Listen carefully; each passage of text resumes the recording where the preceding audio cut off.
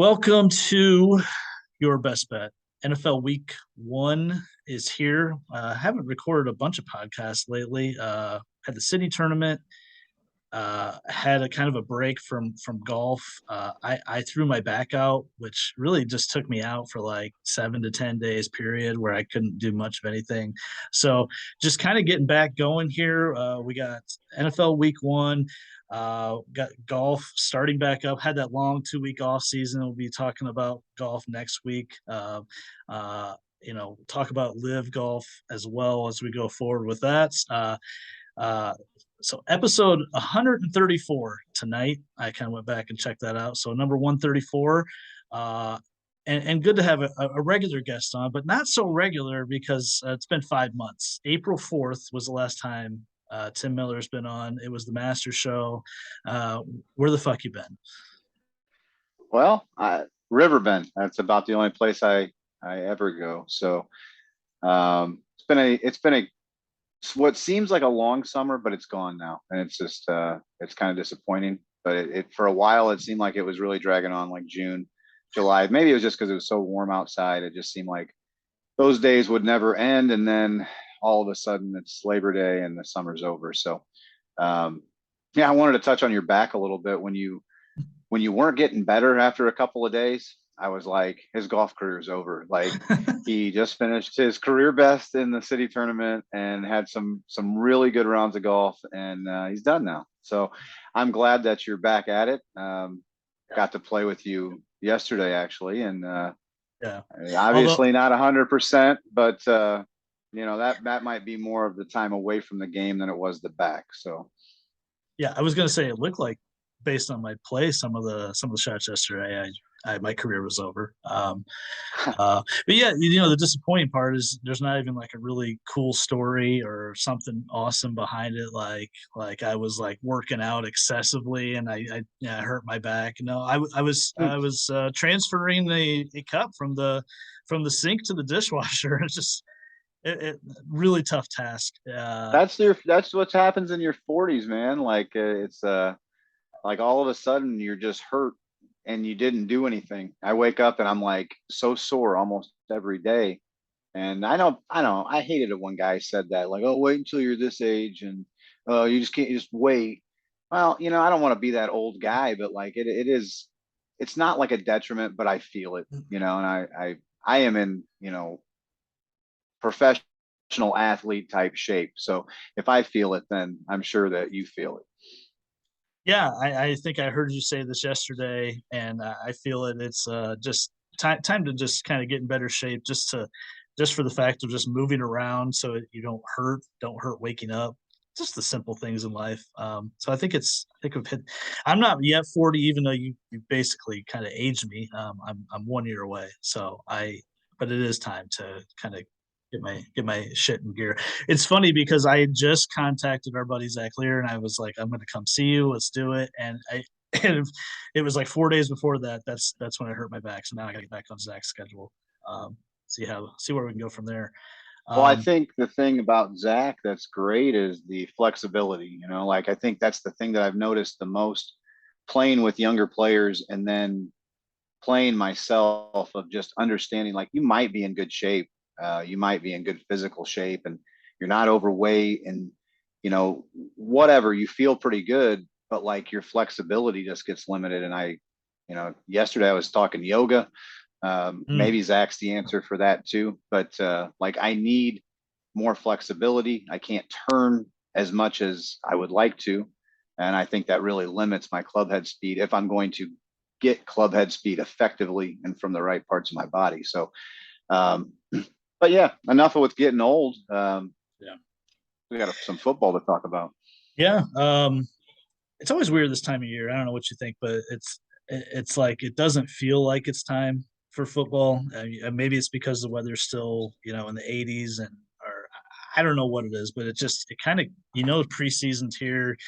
Like we do the fantasy draft and you kind of are half paying attention, and then all of a sudden it's week one, and it takes me like 3 or 4 weeks to kind of get in like football mindset, and by then our Bears are usually like 0-3 or something like that, and we're climbing uphill. But it's taken me a second here to get adjusted to the season actually starting, and we'll talk about this week's games, a few of them later, but um, I just kind of looking at the season and some of the teams, that made a run last year at the Super Bowl. It feels to me like it's pretty wide open. I know the Bills are the favorite; they're kind of the de facto team everyone loves, but it feels pretty wide open in both conferences. What do you think? I don't think wide open is the word that I would use. I think it's limited to, uh, let's just put it this way. I think there's less, like, there's less premier teams as there normally is, and there's more just mediocrity or just plain bad. And I think this year, there's 3 or 4 teams in each conference that I think could legitimately have a shot at the Super Bowl starting the season. Um, See, I think it's and more. I just don't. Me and Davis talked about it a lot. I mean, he said I had some stuff messed up, like according to my breakdown of who was going to win each division and things like that. I had some stuff messed up, but um, some divisions I can kind of see everyone finishing over 500, and others it's all almost like you're going to have one team and the rest of them are going to be lucky to be 500. So I it all depends on kind of how these season starts for some of these teams. I mean, if the season starts in a positive way, maybe I'll be wrong, but I just feel like with the schedules early, that's kind of the way I went with things. So See, I was looking through when you said a handful, or it's pretty limited. I had 5 teams from each conference that I could envision a path where they could win the Super Bowl. I even went as deep in the NFC as the Eagles, because of some of the talent upgrades they made, some of the stuff they were doing at the end of the season with Hurts running the ball. I don't think he's necessarily um, great quarterback. I just think he fits their system really well, and I could see a path where they would go like 13-4, win the East, even be like the 1 or 2 seed in the playoffs. So I mean, I think it's more open than you do. And there's always one team, maybe or 2 teams that take a step back that were really good last year that you're not expecting to get worse, and then there's like a worse to first team like the Bengals last year that you have that's not on anyone's radar, and they're a play or two away from winning the Super Bowl. Um, so I guess that's my argument is it always seems kind of predictable, but there's going to be some shit that happens that we have no idea is coming, and who knows that maybe this is the year Brady finally shows his age and he falls off the map. But other than that, the Bucks look really really good.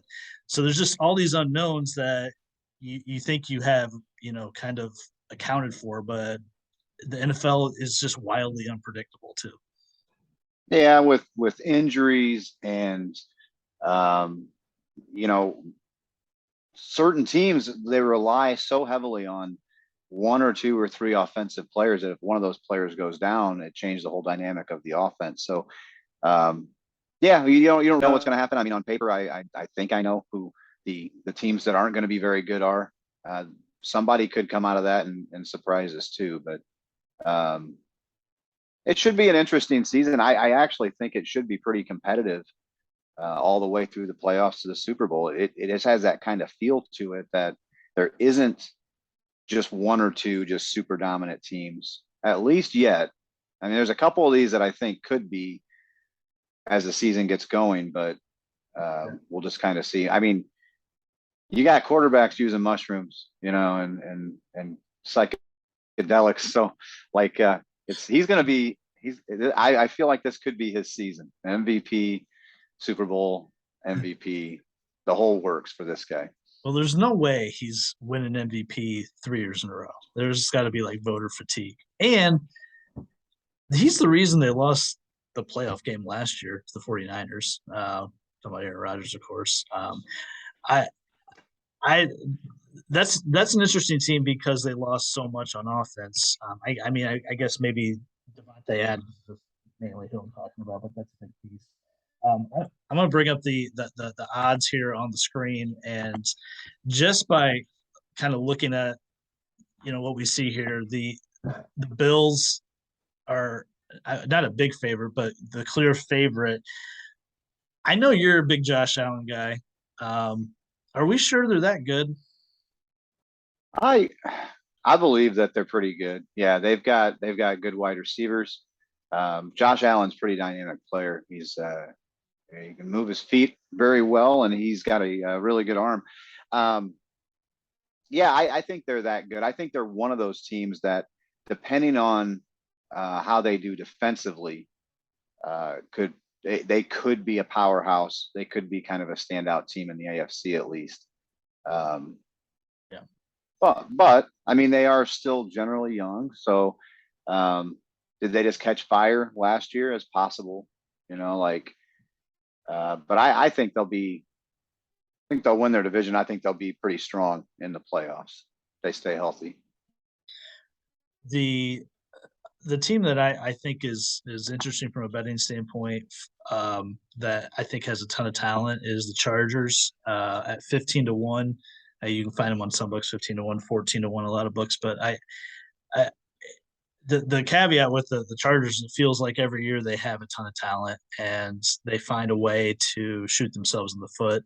I love Justin Herbert. I really like all the talent they have on both sides of the ball. Brandon Staley, he was the coach that went for it on seemingly every fourth down and made some weird decisions in that I don't know if you remember that week 18 game with the Raiders. The winner got in the playoffs and the Yeah. loser was out. He just made some weird decisions, but I like them from a long shot standpoint. And I mentioned the Eagles earlier. They're down here at 25 to 1.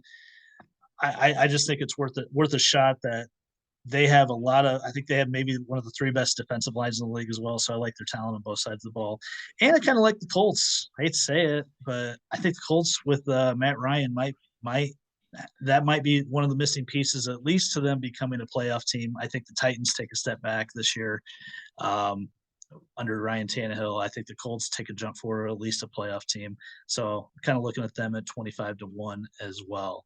Isn't Anybody isn't Matt Ryan just like a perfect fit?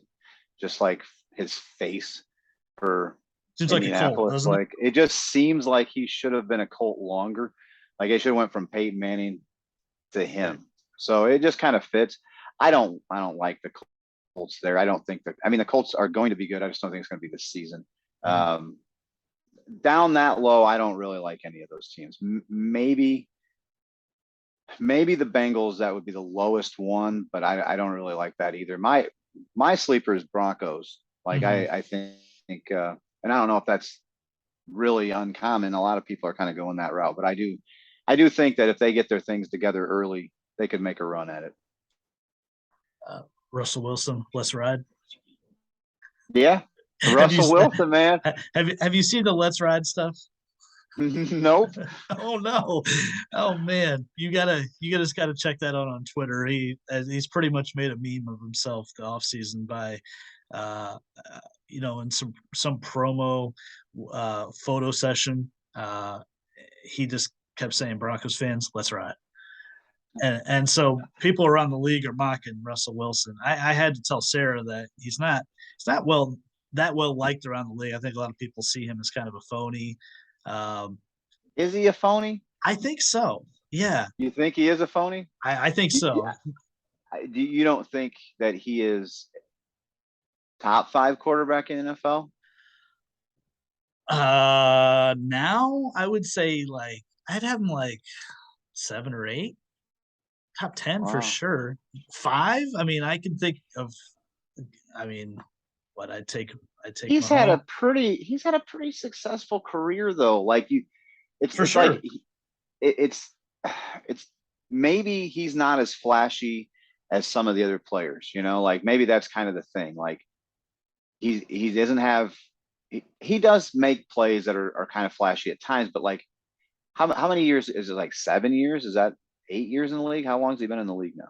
Well, he came in at 2012, same as Luck. Oh, Yeah, so so that'd yeah, be okay. So that's a yeah. little longer than I thought. So I mean, yeah, I guess as a NFL quarterback, he's kind of an elder statesman at this point. But No, he's I don't really know, and good. I think that benefits him. I mean, I loved it when they started spreading those bad rumors over the summer that somehow Chicago Yeah, was going to end up with him. I was like, yeah. It let's ride. was it was before we drafted Fields. I was totally like, let's just trade more first rounders. We did it for Cutler. Let's do it for Russell Wilson, who's more proven. No, I think he's really good. I just man, that's a tough division. The AFC West is loaded, It with the is. Chiefs and It is. Chargers, and the Raiders are a playoff team last year. That'll be an interesting division. So yeah, I think I couldn't argue with any of the top 3 or 4 teams on the board there, but I just think from the value standpoint, I like the Chargers, I like the Eagles, and maybe even the Colts as well. I think below that you get kind of silly.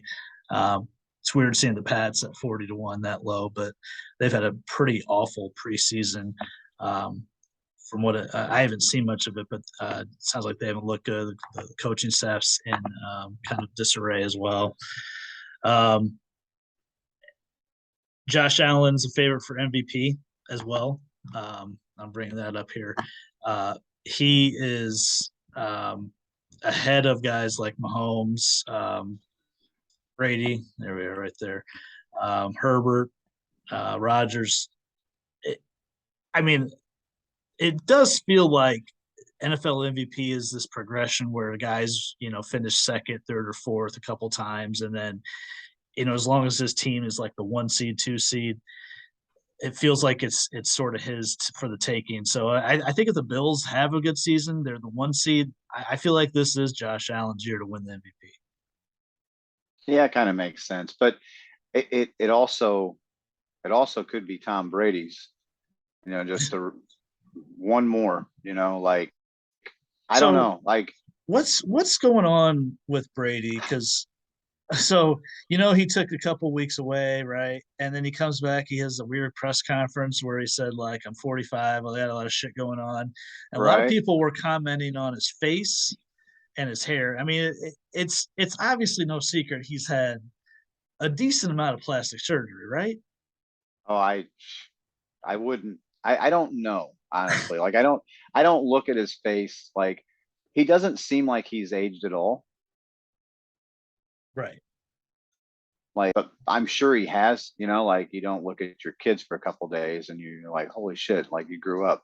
So I don't know. Like you see his face so much that maybe I've seen it so much that I don't even pay attention. But like as far as having the work done, I don't know. I mean, Well, okay. he wanted my to play catch with his kids and stuff. my wife is on this stuff, as you know. She's like, oh, for sure, he's had plastic surgery for sure.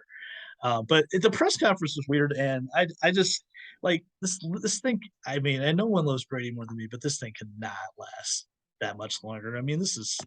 I mean, I don't think it's probably discussed enough that the dude's 45, right? And this is his 23rd season, and he's still like ranked third in the preseason odds for MVP. I mean, that's insane.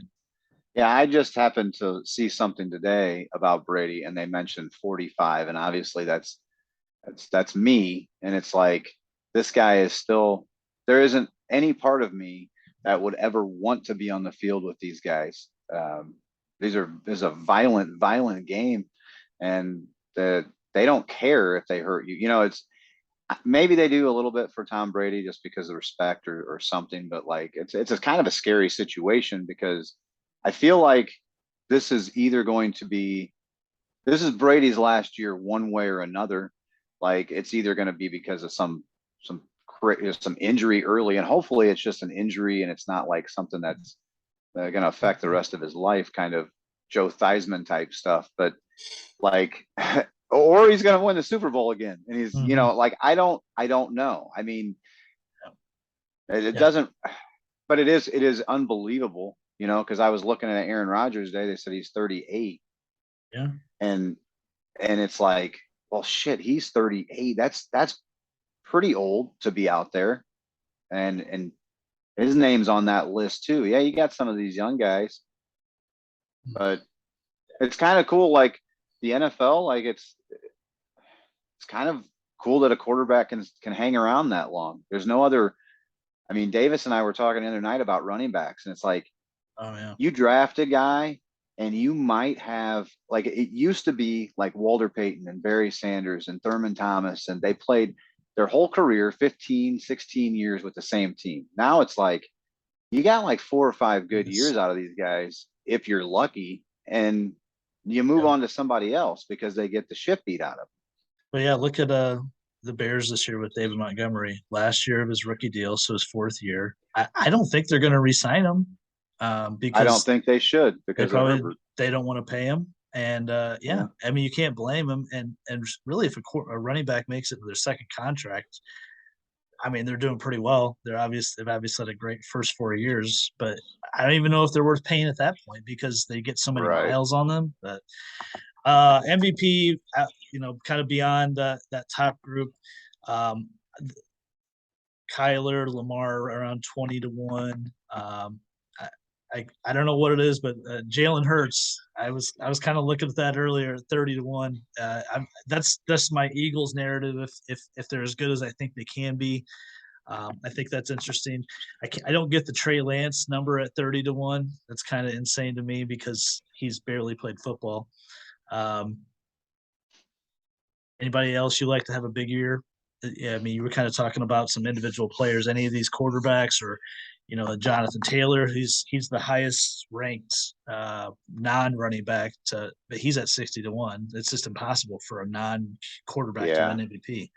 Which is horse shit, but that's where the game is, like there's so much on the quarterback, good or bad, that I guess they get the chance to be the MVP when a lot of these players that probably deserve it will never even get looked at.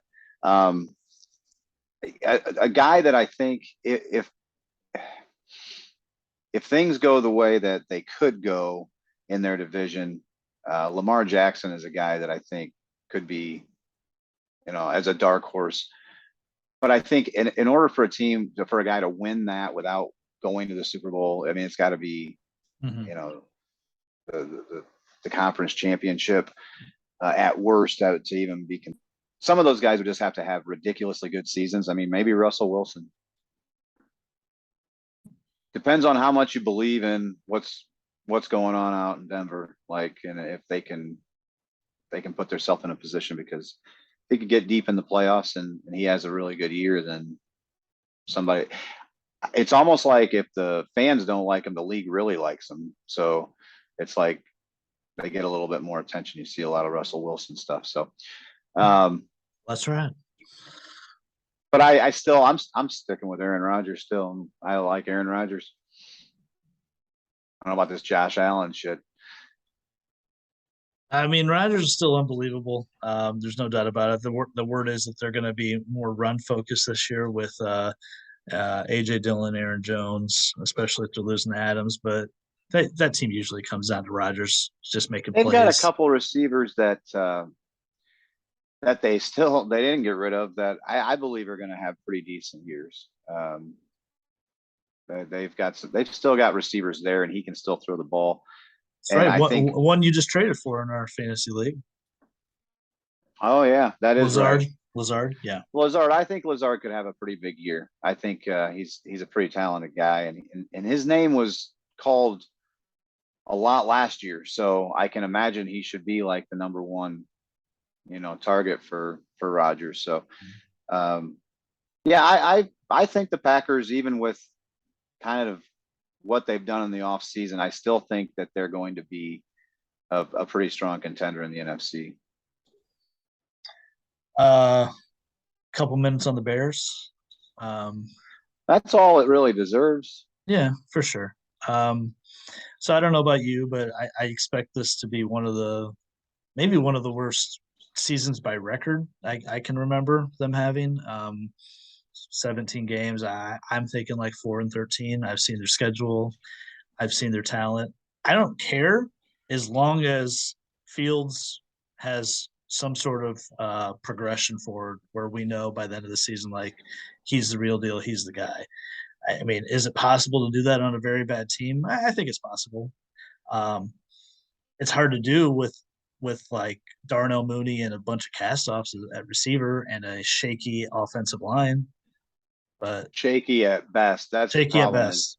is, and we know from being Bears fans for the last forever that if you have a good offensive line and you have a solid defense, the position players don't even really matter that much. Made it to a Super Bowl, made it to a conference championship game with pretty lackluster talent generally. So um, I don't think the defense is going to be as strong as it needs to be.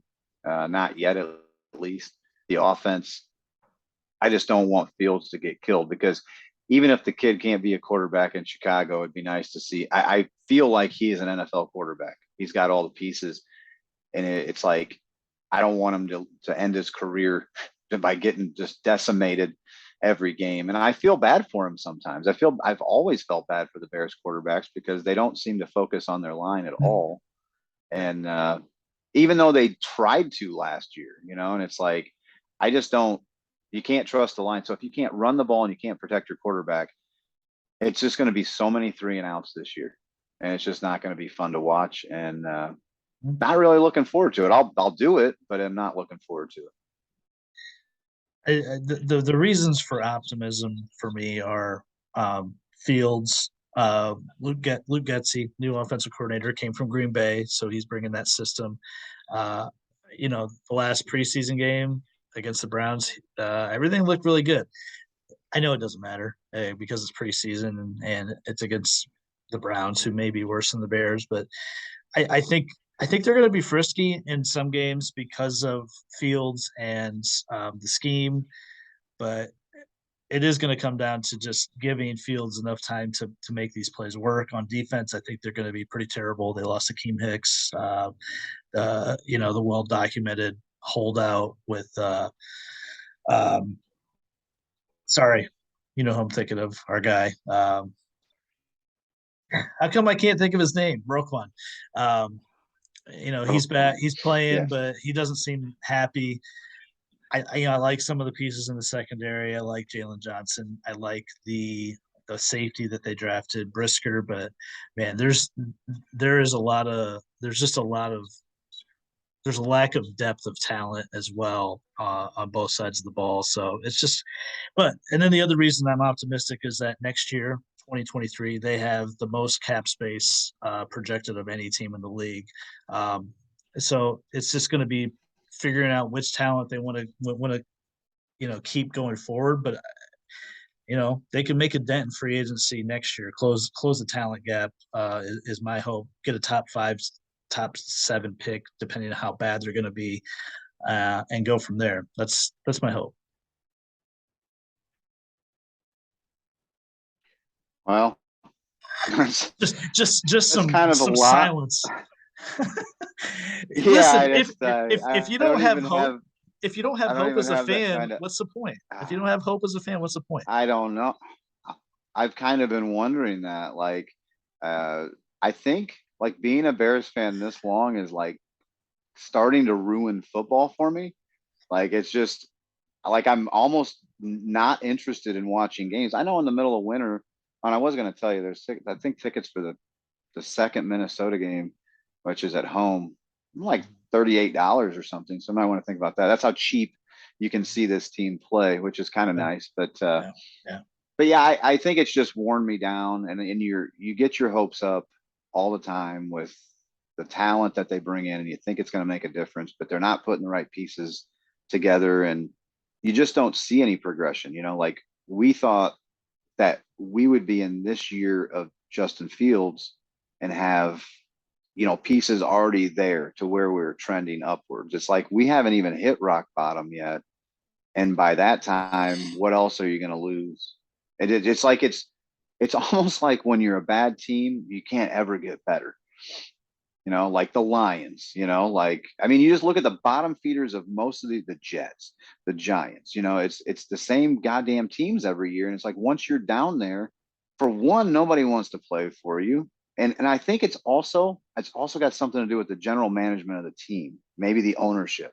Like there's something not right there. You know, there's something going on in the organization that's holding this team back, because they have had teams with like a decent amount of talent, or enough talent that another franchise would turn them into winners. And the Bears don't seem to do that. The Bears take good players and make them bad. That's and then they just release them to the NFL, and hopefully, they kind of can bounce back somewhere else and have a decent career. But I guess Yeah. one of our guys, Mitch, is getting his opportunities. So we'll Yeah. see what happens there. Yeah, yeah, we'll talk about that. Talk about the Steelers in a second. Yeah, just last piece. I mean, you're totally right. I think it is just the culture in the organization needs flipped. I know the president Ted Phillips. He is retiring, which is great. They did get rid of Ryan Pace, and they got the other GM in there, and I don't mind what he's done. It's just feel like he's digging out from the bottom this season, and it's not whatever he does. It's not going to be on him. Um, but again, the Bengals can do it, man. If the Bengals can flip like they did, I mean, they were epically bad from since like 1990 before the last couple of years. That's Um, true. I mean, and now they got could be a generational quarterback and some other awesome pieces, but that's why I have some hope. If the Cincinnati Bengals can dig out of a hole and go to a Super Bowl, then why can't the Bears in a few years? What else? Anything else around the league before we get into a few of these week's games? I don't think anything. I haven't heard anything interesting enough to talk about. So, Yeah, I mean, um, I'm curious though. Before we start the games, like, what do you have, like, conference championship wise? Like, what teams do you have, like Final Four? hmm, While you're I thinking about it, I'll tell you who I have. How yeah, about go ahead, that? go ahead. I've got a Bills Broncos showdown in the AFC. You I'm love not. Denver. I just feels like something. It feels like that team that kind of comes, and that's me. For you, it could be the Colts or somebody else, but Yeah, um, all right. I like that matchup. And then on the other side, I'm going Packers Bucks, and I think those are my four top teams that I think could win the Super Bowl. And you throw in probably the Chiefs. You have to talk about the Chiefs and possibly the Ravens. On the other side, I'm not a big believer in the Cowboys. I don't know why. I'm just not really there. So I would be on board with the Eagles more than. So really, it's kind of like three. Maybe you could throw the 49ers into the conversation, but really, I think the AFC is going to win the Super Bowl this year.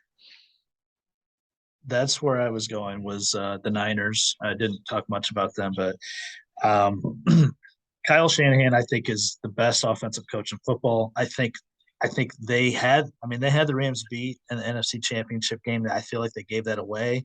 Um, it's well documented. Kyle Shanahan's had some really bad losses. That game, going back to the Falcons Super Bowl when he was the offensive coordinator, when they gave up the 28-3 lead against Brady.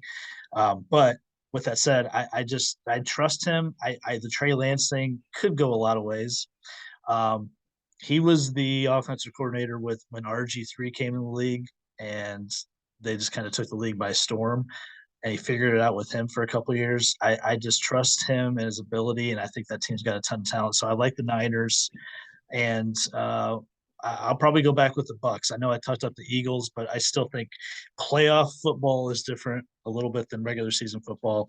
I wouldn't trust Jalen Hurts in a playoff game against, say, a Brady or a Rodgers at this point. I think his efficiencies will show up there. In the AFC, I would probably go Chargers and probably probably Buffalo. That would be my four. I could see your argument for Denver. I think KC. I don't think they're going to win that division this year. I think their schedule is the toughest in the league statistically. I saw. Losing Tyreek Hill's a big loss. I'm not too concerned about it for them to at least get in the playoffs, but I like the Chargers' talent, and it does seem to be lining up for the Bills on paper at least. So that would be my four. But it's safe to say that if Tom Brady stays healthy, he's going to a Super Bowl. They are loading. Yeah, Yeah, the talent is just I agree.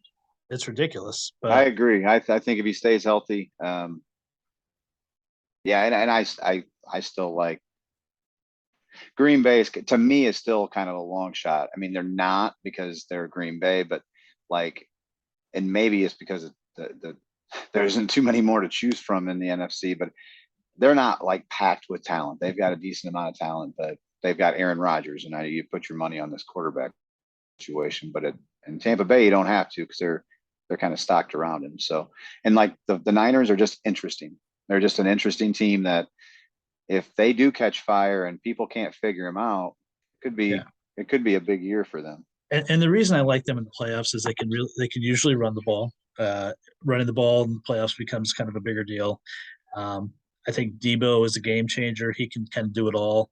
Um, Bosa as a pass rusher, getting to the quarterback. They showed they could do that against Green Bay in the playoffs last year. I just like that team, and that happens to be who the Bears are playing Week 1. Um, We get to see it right away. right away. Um, let's get to the 5 games. We're gonna kind of preview, go through the lines, make a pick, and I think it's a really good slate. It's kind of interesting. I saw this earlier, kind of looking at these games, looking at Week 1 trends. There are 10 home underdogs this week. That's the most games in an opening week since the NFL moved to the 16 game schedule over 30 years ago. I I love home underdogs, period, from a betting standpoint. I really love home underdogs that are divisional games, which are a couple that we're going to talk about. Um, so anytime there's a home team in a division game that's getting points, I'll probably just usually take them. It's kind of an auto play for me. Um, uh, the Rams and Bills. Um, this is kind of like everything you could want for an opening night game. You got the defending champs, you got the favorites for this year going head to head. Rams hosting, they're an underdog by 2.5 points. It's kind of weird to see that with the champion. Home teams and the opener are 12-6 and 3 against the spread since 2000. Usually, the reigning Super Bowl champions win this game. They're 10-5 going back the last 15 games outright. So, Bills, the favorite on the season, going to the Rams, Super Bowl champs, favored by 2.5. What do you like here? I think the Bills go in and send a message of how much better of a team they are than the Rams. I'm still not sold on Stafford, and he I won a love it. Super Bowl. Like, I knew you were going to say that. I just am not sold on that guy. He's got a lot of talent around him, but like, I'm just not sold on him. And I think the Bills win this game potentially by a couple touchdowns. Tim says take the alternate line by like 10. I Yeah, this one's tough. This one's really tough. I kind of wanted to go with you and take the Bills, but something just keeps telling me the Rams are gonna at least make this close. If they got to Rams +3, this would be automatic for me. But I think the Bills are probably the best team this season, but I think this is just a tough spot to come in and win this game. They added Von Miller to that defense. I love Allen and Diggs, and you could say the Rams, they lost kind of a lot. Woods and Odell Beckham are gone. They brought in Allen Robinson. But I just like the continuity of the team, I guess. I don't hate Stafford like you do. Um, Give me the Rams. plus 2.5 in that game. Um, Allen Robinson get a touchdown? I don't think he's that good anymore. Is that a Was take? he was he ever? He was just good for a Bears receiver. That's the best thing about him. Is like we thought he was the best thing since Willie Galt, but like he wasn't that good. And I guess we'll find out. I think he'll score a touchdown this game, though. I mean, was he better than like Brandon Marshall or Alshon Jeffrey? Um, Probably not. No, Yeah. Brandon Marshall was pretty solid. Jeffrey really caught heat there for a couple of years, but Brandon Marshall was a legit receiver. But anyway, in this game, Yeah. I can see that the Rams defense could come out and send a message to the Bills offense because it's kind of an interesting matchup there. But I like the Bills, and I think this will be kind of telling for what I feel is going to happen in the year. Because if the Bills come out and lose this game, I'll have like second thoughts on like Mhm. Super Bowl type stuff because I think it's a game they should win, regardless of what's going on in the stadium and raising banners and all that stuff. So Yeah. great way to kick off the season, though. Awesome game. Next game, the Pittsburgh Steelers at the Cincinnati Bengals. This game is going off at let's see, the Bengals are favored by 6.5.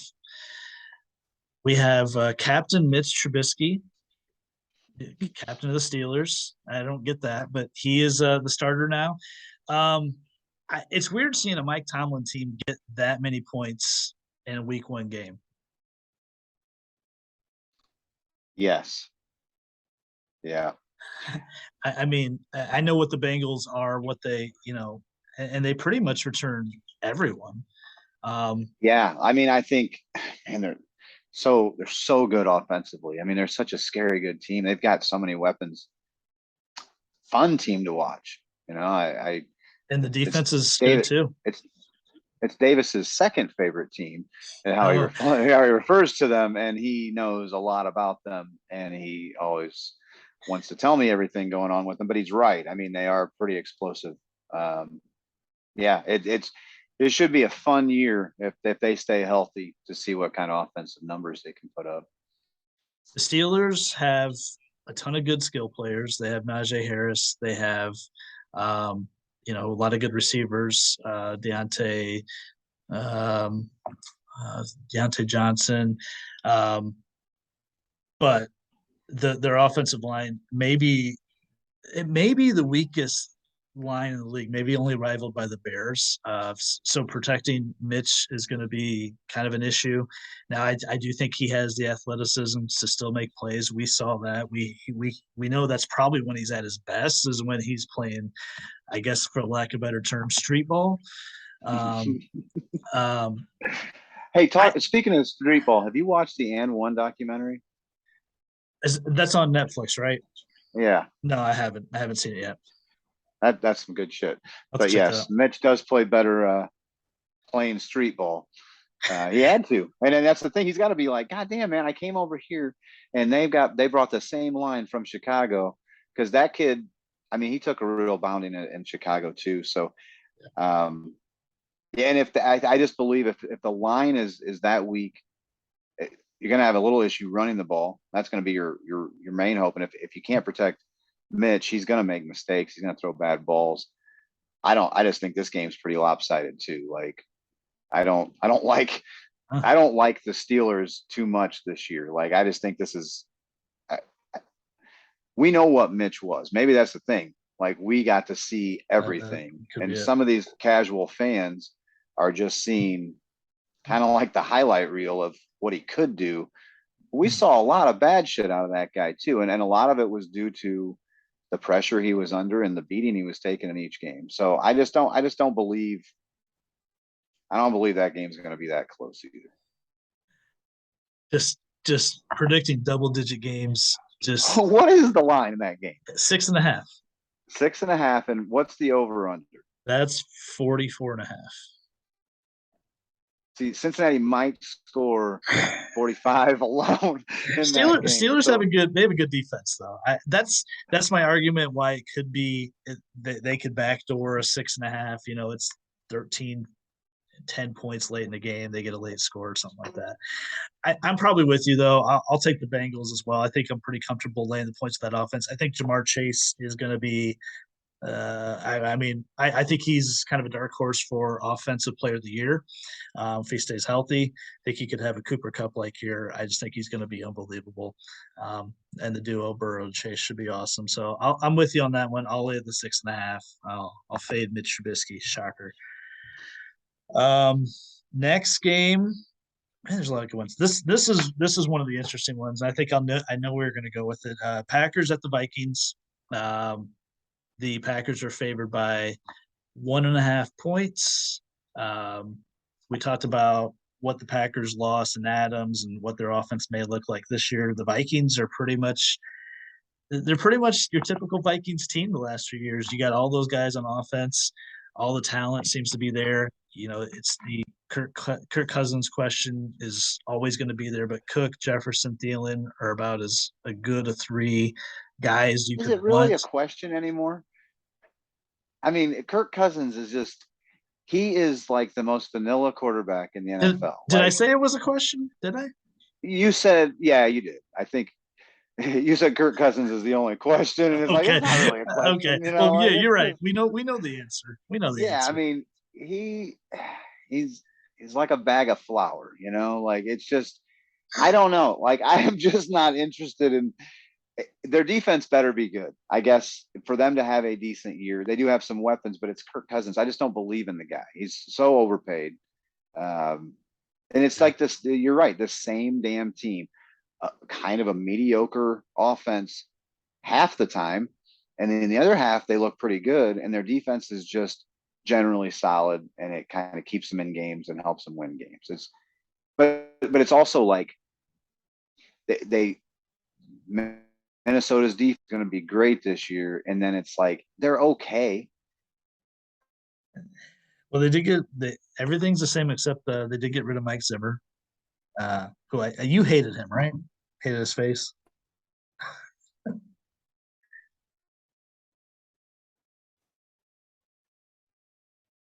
Hey, you hear me now?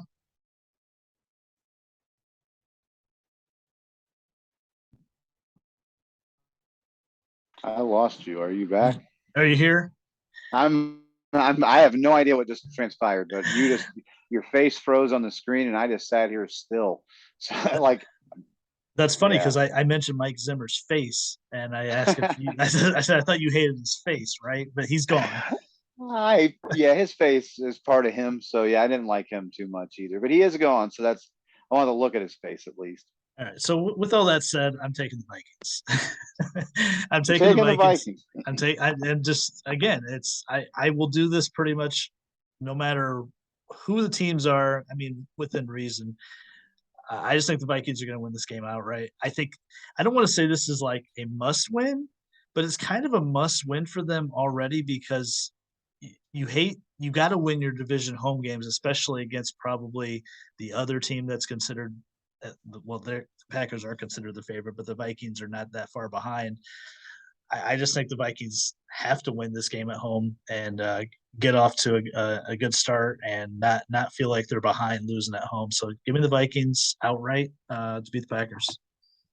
I'm going to go that direction too because I think the Packers are going to start off like 0-2 or something like that, then win like 14 in a row. So um, I think the Vikings will win this game, and it'll look good. It'll look good for a week for Minnesota, but it won't last. I mean, they'll finish their standard, 9-8.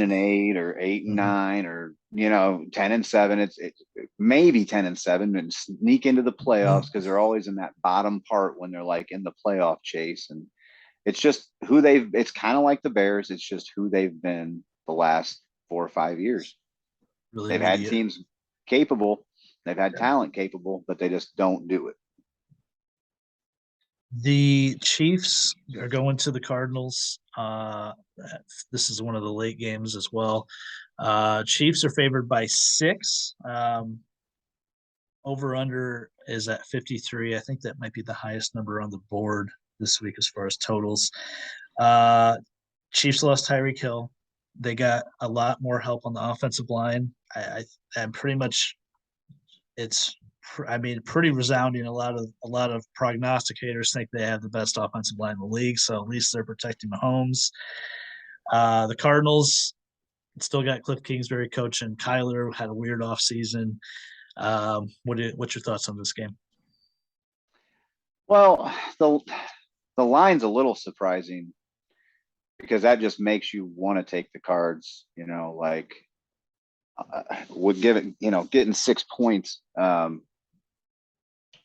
I believe the Chiefs will win the game, but I really like the line in the Cards' favor. I think it's kind of like Kyler Murray needs to like win games, stay healthy, kind of needs to like prove that they can finish games and close teams out. I think it's time to do that, or maybe he's just not as good as we think. I was really big on him last year. Like I still think he's a great potential, but he hasn't really done anything. Last year was kind of disappointing. Now they have somebody. Don't they have somebody on Hopkins is suspended? That's kind of an Hopkins issue. Hopkins is suspended the first 6 weeks. Yeah. So that's a little bit of an issue with that team, but I still think they can cover this game, even with everything. And I don't think the Chiefs are going to be quite the same team. Like I just think, I guess every like premier franchise that had team, they had their ebbs and flows, they had their ups and downs, and I just think this is going to be a little bit of a down year for the as far as what the Chiefs have been the last few years. The Cards, I kind of see them in the same boat. They've got the potential, but I just don't. I kind of like the Vikings. They're just going to shoot themselves in the foot too many times, and I think the Chiefs are going to do that more than they usually do. So I'll take the Chiefs in the money line, but I'll take the Cards with the 6. Yeah, I don't think the Chiefs are going to win the Super Bowl this year. I don't really see them in. I mean, I think they're a playoff team. I just think they're gonna. I think it's going to be a bit of a transition year. I mean, Tyreek Hill was such a notable part of that offense and such a weapon, and I think it's going to take them a few weeks to figure out who they are. Um, and who knows, it might involve running the ball a little bit more. I think both these defenses have some questions, so I could see the 53, could see the over. I'm kind of with you. I think you take your chances with Arizona getting 6 at home. That Arizona offense is still in good shape, even without Hopkins. With Murray, they got Marquise Brown, Hollywood Brown from the Ravens. He'll be at least their top receiver in the first 6 weeks. Zach Ertz is there, so I think they can score enough to keep this within 6 if they don't, even if they don't win the game. Final game: Bucks at the Dallas Cowboys. This one is at where we at? Bucks minus 2.5. Over under at 51. Talked about how good the Bucks are. Talked about all their talent. The Brady thing remains to be seen if he's fallen off at all. The Cowboys, on the other hand, it feels like they lost a lot. They lost Amari Cooper in the offseason. Michael Gallup is still hurt. So they kind of left with just CeeDee Lamb. Their top offensive lineman also got hurt, Tyron Smith, so he's out. Um, Zeke Elliott seems to be kind of old and past his prime, but they're still starting him. They're not starting their best guy, who's Tony Pollard. So I'm all over the Bucks here. I think the Cowboys are the team that's going to take a step back this year. So I love the Bucks here minus 2.5. Yeah, I agree. I think when you're picking against a home underdog or you're picking that game, a few of them are going to go in the direction of the road team. And then I don't know if it's going to be 50-50. I don't know. Did you spit some numbers earlier? Like it was Yeah, and It was, and it's not even just it's usually 60% of week one road, or I'm sorry, home underdogs just will cover the spread, and there's a decent percentage that's going to win the game outright. yeah, I think this isn't one of them. I think some of those other games have a lot more potential for that. This one just, it doesn't feel like, and maybe I'm wrong with the Cowboys. The only thing that I'm kind of questioning a little bit is the head coaching situation at Tampa Bay, like how that's going to go. Um, Odd or Bulls, yeah. some, yeah, like how's he going to do as a head coach? And they have a little bit of some offensive line issues, but like they're pretty stocked. And like you said with the Cowboys, they don't seem to have a lot of talent offensively, and where they do, they're not involving them in the lineup enough. So um, I kind of like the same old Cowboys the last few years too. Just Prescott, his career is going to be over. He's going to wish he would have just went somewhere else because it's just what that team seems to be doing, and it's kind of weird. It just that's the way the NFL seems to work right now, and I guess it's kind of like that with the NBA too. I mean, some of the professional sports are kind of the same way, but um, what they should do is they should split it up into two, and then have two different golf or sorry NFL leagues. Piss a bunch of people off. Someone made that comparison on Twitter. I thought that was pretty good about, would you want multiple NFLs? Because that's what we're looking at with the PGA Tour and Live. It's you're having two leagues, and whatever way you feel about it, it's dividing the talent, and that kind of sucks. Well, it's dividing the talent. I guess if the two leagues would get along and they weren't assholes to each other and they just continued to play the game that they loved, and in this case it'd be football, and then there was some kind of an actual playoff between leagues, the Live and the PGA could be, and I kind of see it happening down the road. I guess if Live sticks around, but I believe it's going to gain steam, and I think people are going to start to get on board with it a little bit. Um, I'm a pretty traditional golf guy, but I also like progression of the game and some of the stuff, and maybe like just like the pants thing, something as simple as that. It's like maybe there does need to be some changes made to the NFL, like just weird shit, like you got to kick off from the 20, but if you kick it through the uprights, it's a point. Like just weird, like we had in our flag football league, 3-point conversions. Like maybe uh, there does need to be some juice. This stuff starts to get watered down. The rules in the NFL are jacked because there's so much effort to protect a wide receiver and to protect a quarterback. And that's where a guy like Aaron Rodgers can play to 38 and uh, Tom Brady till 45 because they're looking out for these guys and they're almost untouchable. But like a running back, there's so many things and so much contact a running back takes that they're not really looking, the rules aren't really looking out for those guys. And I mean, I know that they've went in that direction with like helmet to helmet and things like that, but I wouldn't want to be a running back in the NFL and probably not a wide receiver. Like no. those are like careers that just don't last that long. And if they end, they seem to end pretty violently. And it's just, Yeah. uh, and those are the positions growing up. If you're not quarterback, you want to be one of those other two. Oh Nobody's yeah. like, man, I hope I'm a left guard. Yeah, I mean, I feel like kids just want to play. My son's playing, and he wants to play quarterback or receiver, and that's pretty much that's the positions all the kids want to play receiver. Of course, at this age, they can't. Nobody can actually throw them the ball, so the receivers aren't. They're not downfield like Tyreek Hill, like they think they're going to be. But no, it's a good point though. It's but the difference is the NFL isn't necessarily in a position of, I don't want to say trouble like golf or the PGA Tour where they needed to maybe change some things. Because the NFL is king. I mean, the ratings, they can never do anything wrong. It seems like. I mean, even when it's the off season, free agency, the draft, it's still. I mean, it's still the most popular sport, even when they're not playing football. I agree. I mean, the NFL doesn't need to do anything like that, and the PGA, I I don't really think that it's that the PJ was in trouble and needed to make change. I just think it's a generational thing. I think we see it on the golf course when we go play. You know, it's a little different than it was when we were kids. There's a lot more what we refer to at Riverbend as the bros out there. You know, they're just the guys that have the untucked Hawaiian shirts, and yeah, it's just those guys, and they're out there pounding beers, and it's fine.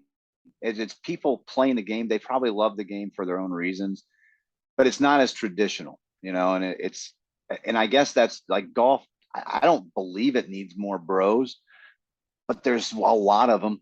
There's a lot of those guys out there, and if you're looking to bring in a bigger audience, you have to do some things. And the noise and the it's like the fun league, and the PGA starting to seem like the stuffy side again. And I still like a traditional golf. I still like the PGA. It's just the talent there isn't that interesting to watch golf anymore. You know, like there's so much See, talent on the live that I want to s- see see, the best players in the world. I disagree with that a little bit. That the PGA has not done PGA Tour has not done a great job of getting the young talent up from like Corn Ferry to the PGA Tour to get guys like I don't know, JJ Henry, past champion, get him the fuck out. He's holding on to the status. They need to move those guys out and move guys that are playing well in the Corn Ferry Tour.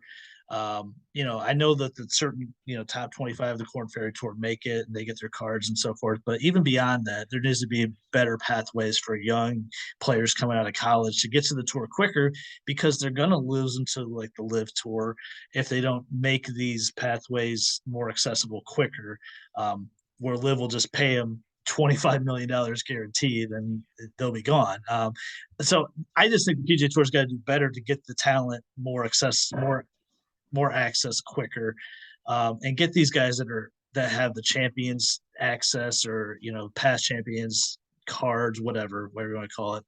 Just kind of moving on to the Champions Tour once they hit 50, because I there was what's his name? Oh, I can't think of his name, but it was a 61-year-old guy that played the tour in the 90s, won a tournament. He's still playing a couple tournaments a year because he's got status. I mean, I think that kind of shit's crazy, and I feel like that's Right. where they've shot themselves in the foot. But the changes that the tour made just recently, I do think will be better.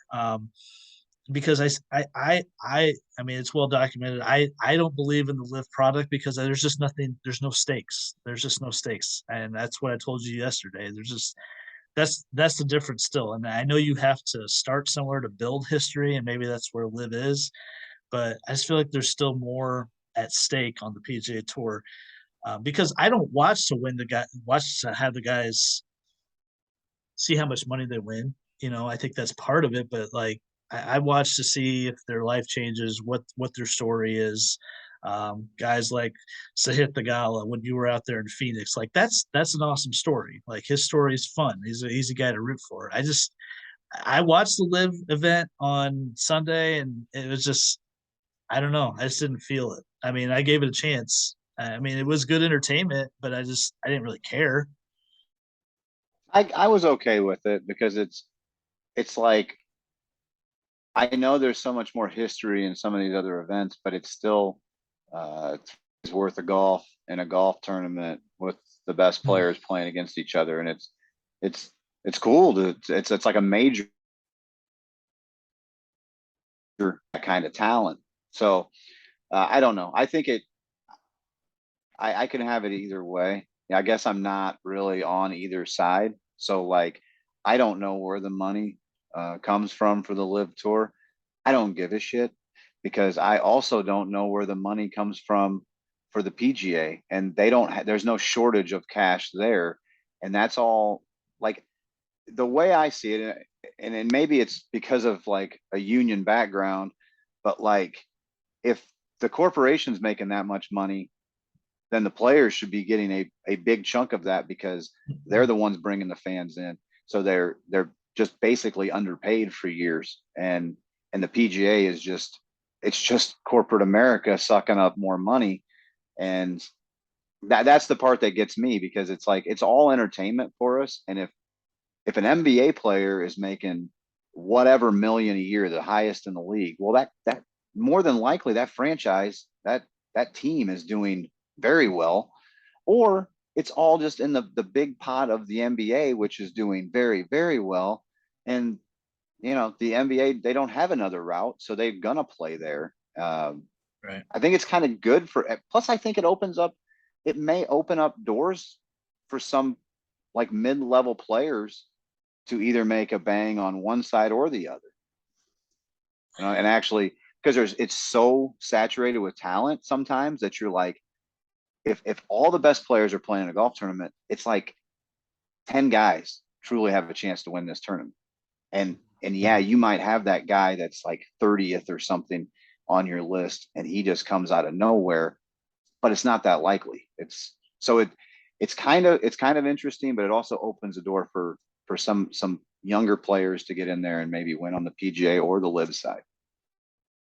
But this isn't a golf podcast.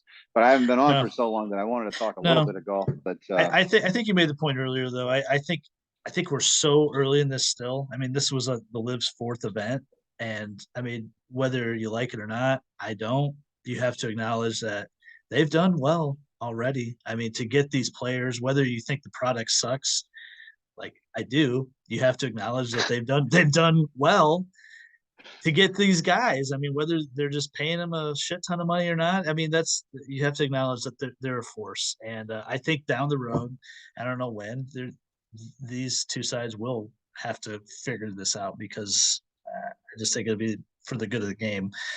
I also think the product will get better. Something new, something early on. The product will get better. It's just a matter of a lot of input from fans. And I'm sure they're listening right now, like Greg Norman somewhere, like, that guy doesn't like our product. I got to do something to change this. And the commentators like David Faraday, it's just gross to listen to. Like, the golf out here is like nothing you've ever seen before. I mean, it's just so phony. And I mean, I hate to use that word again. It's just like Russell Wilson, but it doesn't come across as believable. And maybe that's part of it too. I don't know. We'll see where it goes. I was going to ask you. So it's September, and I didn't know if you're aware of this, but every September and October, special edition of cereal comes out from General Mills. It's the Frankenberry, Boo Berry, Count Chocula line of cereals. My kids have not had it. I mean, I mean, I definitely got to buy some to get them. Hold on. So you're telling me that they don't sell that year round? No, they don't. Holy shit! I didn't know that at all. I saw it in the store the other day, and I was like, "Oh man, it's out! I got to get some." And cereal connoisseurs that we are, well, I still am. I don't know if you are, but my kids have never had it, and I said we got to try all three. Which one are you going with? I think Boo Berry is the best. Frankenberry. I mean, I'm not going to disparage any of the three. Well, I mean, Count Chocula I was never really that big of a fan of. The best thing about that was the milk when you got done eating the cereal. That was the best part of it. But that's always been well behind like Cocoa Pebbles. I mean, that was like the elite chocolate cereal. It was just pure cocoa. Just, yeah. Anyways, so yeah, I was just at the store tonight. I wish I would have picked up some Frankenberry, because that is classic. And I'm sure Davis has probably never had it, because I didn't know it was only released a couple months a year. Yeah, it became a special edition like in 2010. I don't know what happened, but yeah, it'll be popular in my house here the next month. All right, NFL Week 1, we got through it. Appreciate you coming on for the first time in a few months and talking it over. I'm sure I'll be back soon to talk something about. I'll bring up LIV. I'll just bring up LIV no matter what it's about. No, we still got to do 10 Cup. We kind of got that pushed aside in the middle of the summer. I think we should do that, because rewatched it a couple times. I got a little bit different perspective after not seeing it for many years. So Uh, yeah, yeah, let's get on that. yeah. Uh, hopefully it can be half as good as the Days of Thunder rewatch. All right, week one NFL. We'll be back later this week with Zach and Callahan, and regular golf show next week. So keep listening. Check us out on YouTube as well. Appreciate everyone's support, and we'll catch you next time.